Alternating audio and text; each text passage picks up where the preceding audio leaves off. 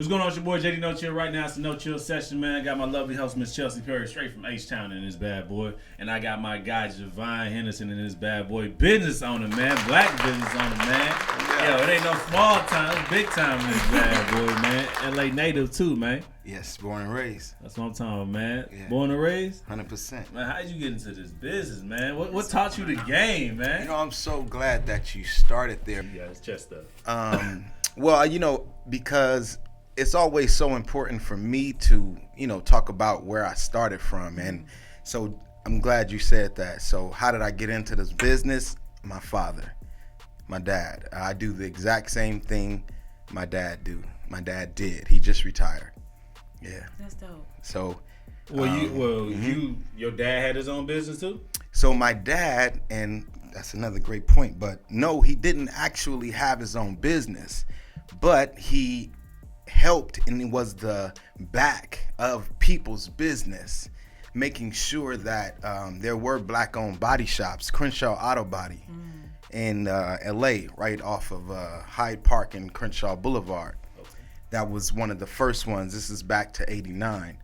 And 89, 88, 90, 91, 92, and then, which was Gerald was the owner, black owned. Then jumped over to La Brea and Ivy, which was Elmore Beck and James Armstrong. Yeah. So he putting out some history right now. So really? LA natives, y'all would know exactly what he's talking about. Well, yeah. I mean, that's A&B. That's the A&B boys, Elmore Beck, the Beck boys, Armstrong, Mr. Armstrong. 100% thoroughbreds, but they come from Texas. Look at that. Longview, Texas. Baby. You can't go wrong with that. Yeah, well, my dad comes from Texas. My mom comes from Texas, so. What part? Sherman, Texas. My dad from Tyler. Okay, my mom's from Palestine. That's right up the road. Okay, you know about Sherman. You heard about it. I know about Tyler. I haven't heard about Sherman. Okay, yeah. Sherman is a small town, one high school, one elementary. Okay. All that. But yeah, I mean, that's super dope. But they are from, or I should say the Beck family is from Longview. I'm not sure about Armstrong, but yeah, so Texas runs deep. So how did you go ahead?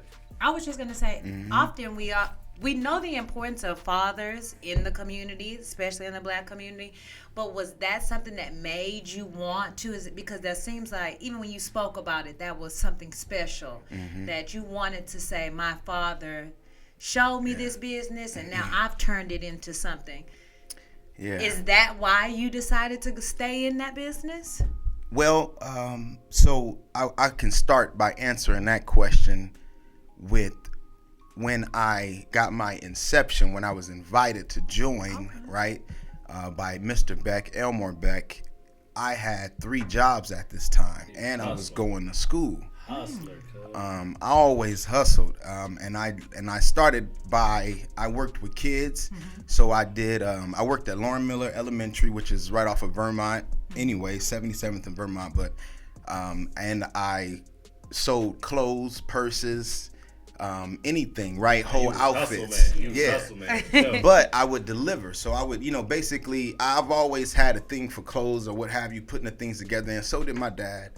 I got that from him. So, but anyway, I would put together things on my own, and then people would be like, where you get this from? And I'd be like, man, I got you. You know what I mean? It ain't gonna be the same thing, but I'm gonna make sure you're right. And it'd be $100. $75. That's the Sean John, the Rockaware, the Mecca. You know what I mean? The Nietzsche, all that. I had that all in the trunk. You know what I mean? Whatever. Yeah, so I did those 3 things, and I was coming up there to, hey, guys, I got A, B, and C, and I'm probably 18 at this time. And so Mr. Beck said, are you ready to join the family business? And I said, yes. Because I had my own apartment, which I was the manager of the apartment building. Yeah, I swear to you.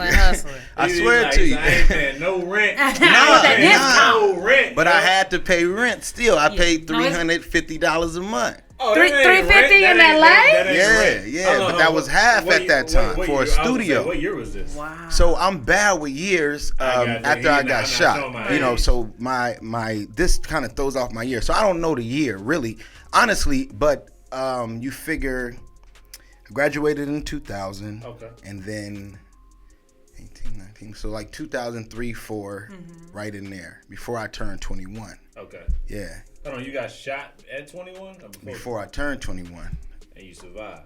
I survived. Shot 6 times. Clearly, he survived. Yeah. I'm just saying. Yeah, no, 100%. I'm just saying he made Well, it. a better me survived. Yeah. The old me died. Better me survived. And yeah, rose. So. What would you tell, we get, the stimmy just went out. Yeah. Black people are getting money.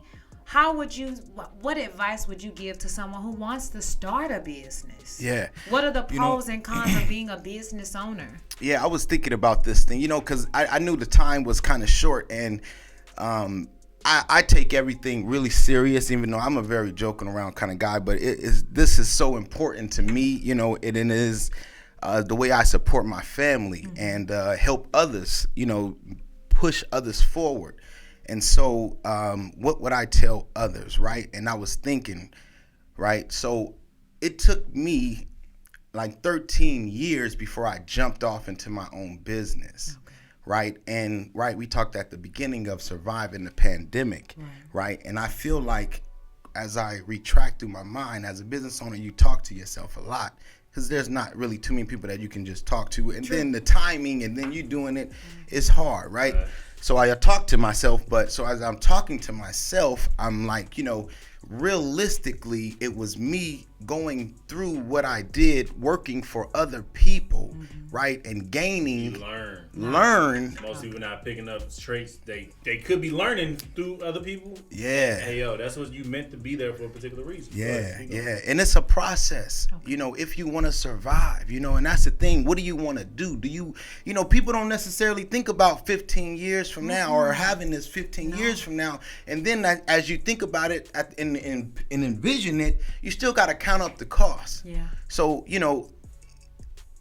it requires a process in order to make that happen. You know what I mean? And I'm grateful because at the same time, my ambition was really reckless. I called it reckless ambition. You know what I mean? I was called Can't Get Right. You know what I mean? That was my nickname at one of the shops. Can't Get Right 100%. And, finally you end up getting it right, but it's a process. And as long as you live through the process and you evolve, I always knew I wanted it. Yeah. My dad didn't want it. That's why he didn't necessarily get it. He didn't want it. He didn't even want to be a part of my shop. What?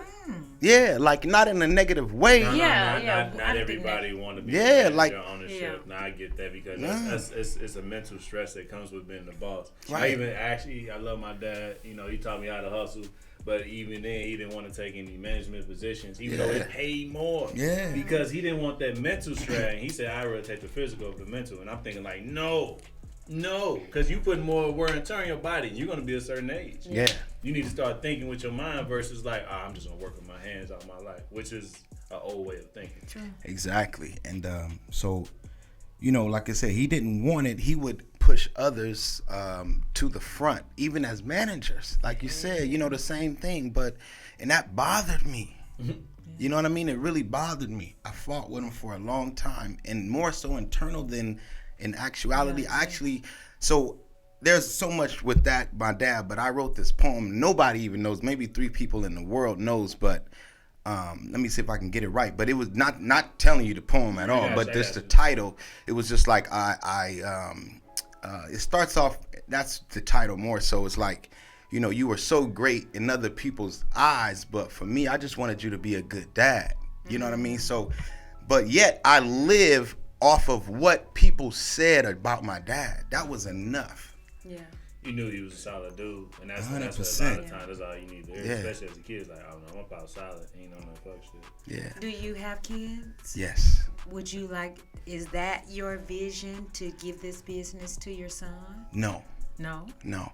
So I have 3 kids, 19, going on 20, and 9 and 8 and 9. Was that 4 kids? Or yeah, 8 and 9. So the 20-year-old or 19 going on 20 yes. is a girl or boy? Boy. That's the boy. And the 8 and 9 are 2 girls. 2 girls. So you don't want this for your son? Well, I want what they want. Okay. Yeah. I like that. You're not forcing it up on them. I want what they want. And we tried it. Everybody knows, the people watching, hello. But yeah, we tried it. Love him to death. But, it wasn't so much about him doing this, but like I said, it's a process to everything. And doing anything, you can get something out of that for the process. You know what I mean? That aids it. Even if you don't know it at that particular time, you get what I'm saying? It's a tool in the bag to use at a later date. I like you may that. not know about it until it's done. And so, like you just said, tool in the bag, right? He just was able to get his first job, right? Congratulations, thank God. Due to him working there and putting that on his application. You get what I'm saying? Not really even having to lie about it. He was like, and actually was able to say, I actually do have some work experience. Because he know that he actually worked. He learned something. But you got to get it, you know what I mean? So, but my girls, whatever they want. If they want to be a part of the body shop, I would be ecstatic. That would be cool. That's a niche right there. Yeah. Cool. You don't see many women who are knowledgeable about cars, and we get taken advantage of all the time. So having their dad put them on game, but I like what you said. You want what makes them happy. It's not about forcing the business up on them, and so that's dope in and of itself. But it's like when we own something, sometimes we end up giving it away or selling. It's like I just want us to hold to those things, because I can tell just from being in here that means a lot to you. Oh yeah, that no. The body shop, my body shop, the business. It was besides my kids and my wife and my kids, the best accomplishment. The most hard work that I put into anything, by far, and it yet is every single day. I love what I do. You know what I mean? I thoroughly enjoy helping people, getting them through. I thoroughly enjoy. I look for the opportunities, for the ones that want this but can't necessarily afford it cost wise. I look for opportunity. I thoroughly enjoy it. Yeah. And he got a successful business and helping people out as well, man. I would tell people, man, where can they find you at, man? Where are you fixing on cars at? Because he does fix on mine. This is my personal guy right here. Where he get me right. You know what I'm saying? Where can they find you at? Buddy, we are in Northridge, the city of Northridge. Address is 18403 Eddy Street, and that's EDD Yankee, Edward David Yankee, city of Northridge, 91325. There we go, man. And check us out on all the social media plugs. I wish I knew them, but Instagram, Facebook, Twitter, Google, Twitter. If we don't, we will. There you go. Send me a text message, But I'm so grateful. I'm so proud of you guys. Looking at you, I've been looking at the shows. So congratulations. Keep going. That's a big part of everything I do. It's just to push others to maintain, maintain that entrepreneurship. And then here, fellow Scorpio too, man. So that's hey. I know he grinding. Scorpio, I know he grinding. Scorpio. But it's your boy JD No Chill, man. It's been a No Chill session, man. We've been having a great time. My guy Jovon Henderson right here. Black business owner, black body shop right here, man. So make sure y'all check him out. And my lovely host, Miss Chelsea Perry, straight from H-Town, man. Bringing in that southern energy, man. And just at all times. Yeah. Go ahead. Well, I was just going to give a shout out to my man Roy Beck, because I talked about so many people, and my father wouldn't teach me, but Roy Beck was the person that taught me, and I watched my dad, Roy Beck, taught me physically.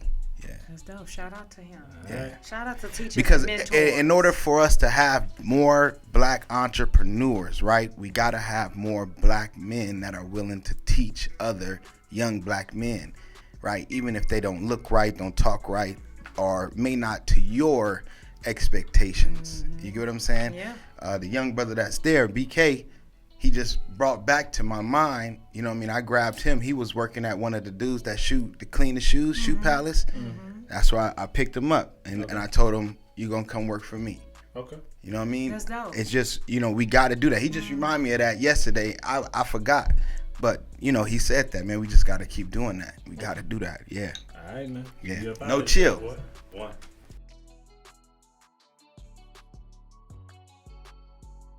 Yo, what up? My name is Jovon Henderson, and this is No Chill Sessions.